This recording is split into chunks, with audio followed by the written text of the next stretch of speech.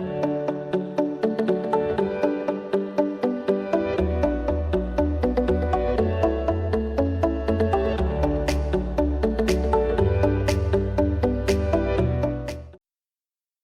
folks, welcome back to Painting with Victor Rigoli. Back in the studio. I haven't been in the studio to do any painting in about 4 days actually. This is going on the 5th day. I did an overhaul here in the gallery, just painted the walls an off-white. It's kind of a gallery white. I used some Sherwin-Williams color.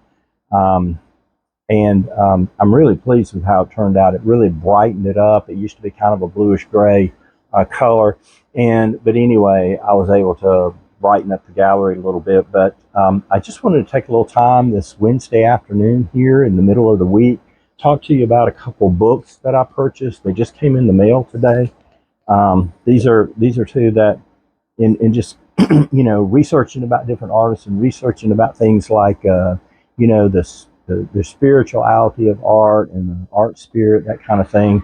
I came across these two books. This one is Wassily Kandinsky's book concerning the spiritual in art. And he was actually born in Moscow, and so this has gone through like a little translation, so to speak.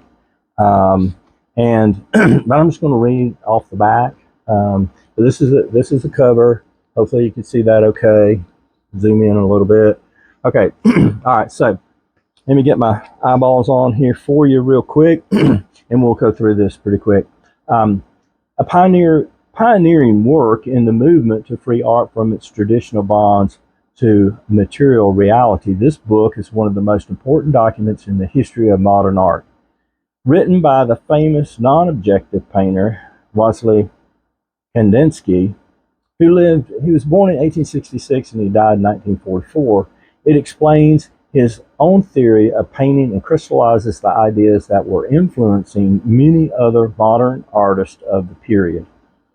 Along with his own groundbreaking paintings, this book had a tremendous impact on the development of modern art. Kandinsky's ideas are presented in two parts. The first part, called About General Aesthetic, issues a call for a spiritual revolution in painting that will let artists express their own inner lives in abstract, non-material terms.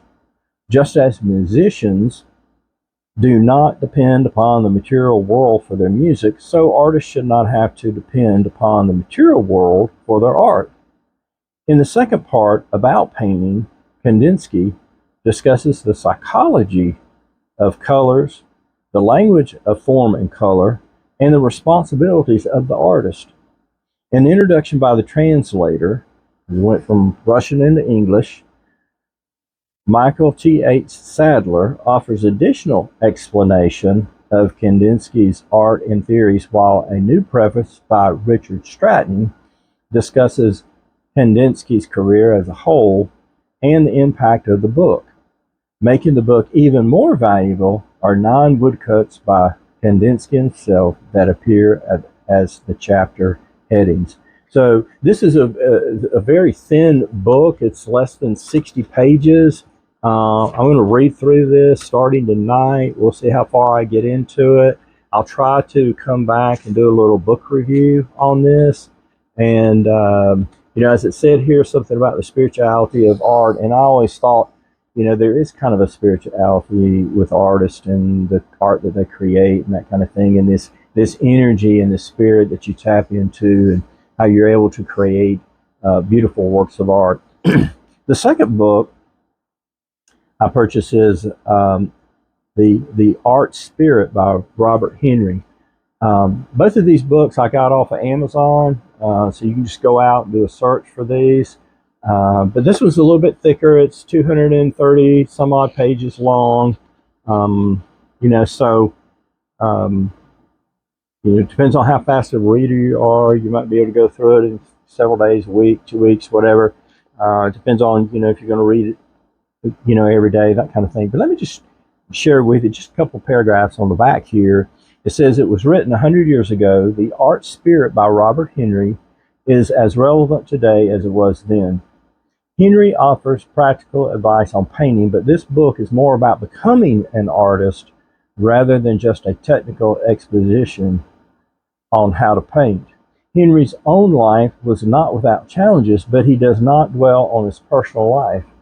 For the true artist, there can be no higher human ambition.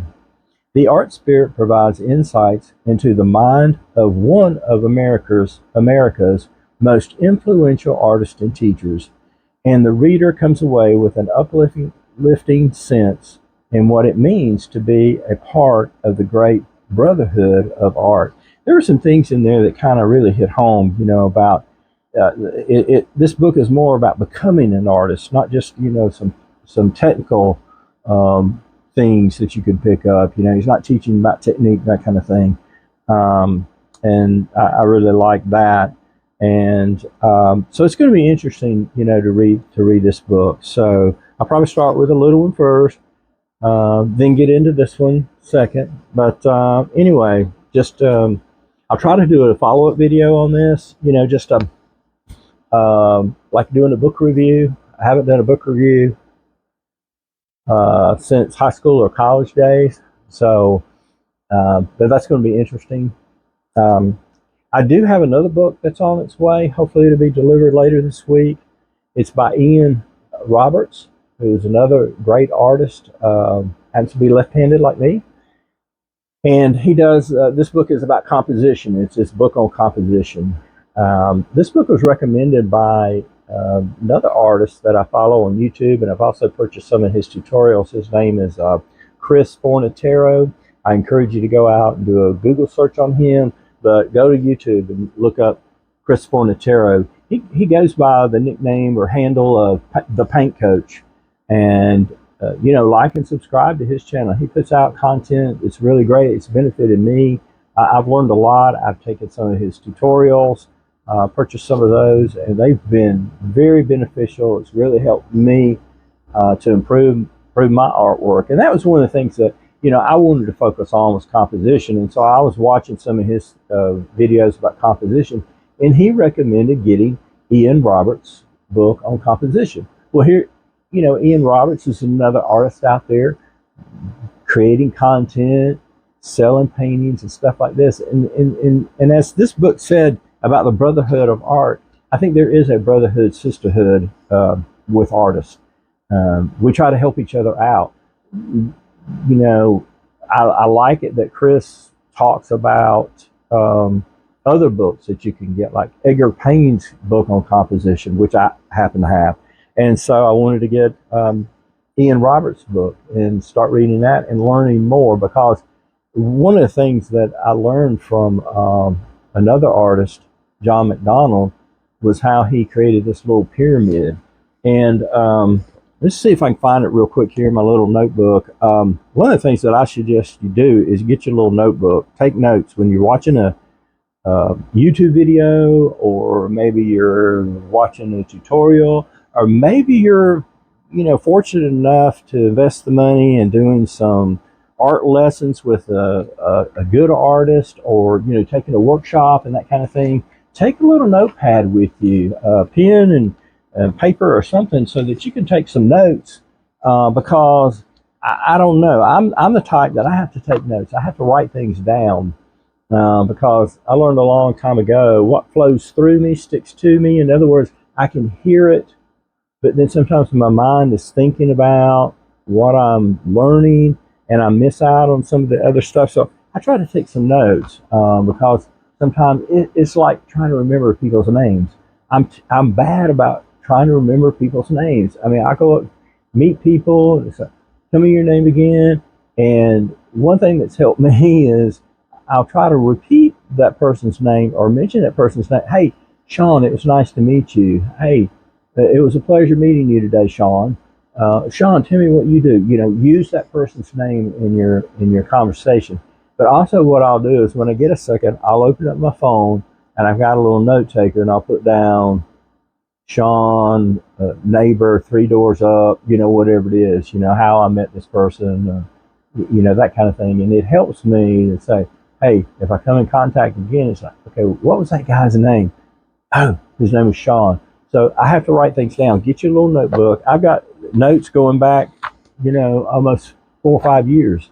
But John McDonald, one of the videos that I got off of PaintTube, I got one of his tutorials that happened to be on sale at the time, and he was talking about composition, but he also created what he calls this little paragraph, or not paragraph, but pyramid.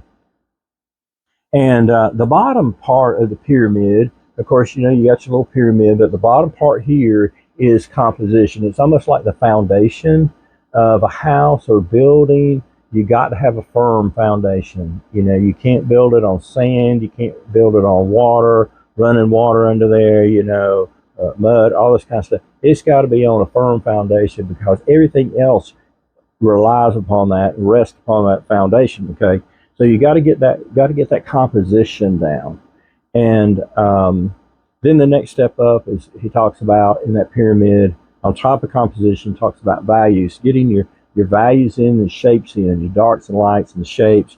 Then he moves on to color on top of that, and as he moves up, the pyramid gets narrow. Then he goes to edges, soft edges, hard edges, things like that. And then the last but not least are the details.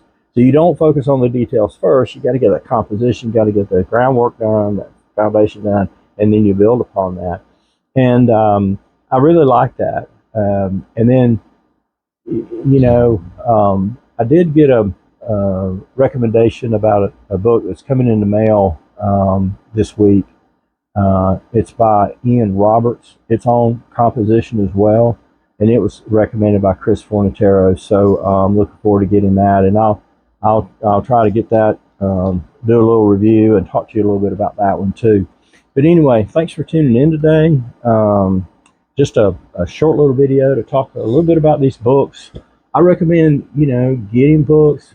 Maybe go in the library if you can't afford to purchase any off of Amazon, or a bookstore, Barnes & Noble, or Books A Million, or whatever. Sometimes they don't have specific art books. You could probably order it, but sometimes, on Amazon you can catch a good deal. And I just encourage you to read up and study about different artists, study about being an artist, that kind of thing. But thanks for tuning in. Give me a thumbs up if you would. Subscribe to my channel. I'm trying to grow my channel. I'm trying to increase the subscribers there. And leave me a comment below if there's something you'd like for me to talk about, or because there's other artists that I've followed that have some great tips. One of these days I may do a video on that. Here's 3 or 4 artists that I've learned from. Here's some books that I've learned from. I may do a video on brushes, because I got tons and tons of different brushes, paint, things of that nature. So, but anyway, guys, thanks so much for tuning in. I hope you have a wonderful day and have a great rest of the week. And we'll see you in the next video. Take care, everybody.